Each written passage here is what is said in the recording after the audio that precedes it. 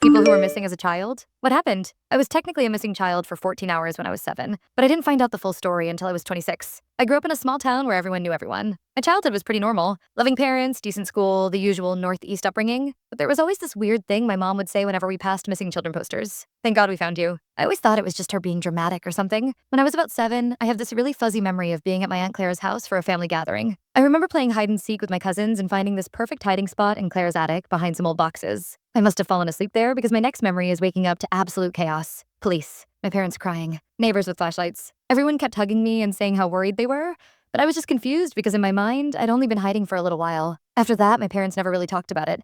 They'd change the subject or say something vague like, you just wandered off or you were playing too far from the house. It became this weird family non-event that everyone acknowledged happened, but no one would discuss. Fast forward to my mid-20s. I was home for Thanksgiving going through old photo albums with my mom. We found this newspaper clipping she'd saved. It was a small article about a local child found safe after community search effort. The article mentioned my name and said I'd been missing for 14 hours, but gave no details about where I was found or what happened. Something about seeing it in print made me push harder for answers. My mom got really uncomfortable, but finally said, you should talk to your father about this. That was weird because my dad never kept secrets. When I confronted him, he looked like he might throw up. He asked me to sit down and then told me something that completely rewrote my understanding of my childhood. Apparently, I hadn't just wandered off playing hide and seek. According to my dad, my biological father, a man named Ethan I'd never met or even knew existed, had taken me. My dad, who I'd always thought was my biological father, explained that he'd adopted me when I was a baby after my mom left Ethan due to his increasingly erratic behavior. They'd gotten a restraining order, changed my last name, and moved to a different town, but somehow Ethan had found us. He showed up at Clara's house during that family gathering, claiming to be a distant cousin no one had met before. While everyone was distracted, he convinced me to play a game, where we'd surprise everyone by hiding. He took me to his car and drove me to a motel 2 towns over.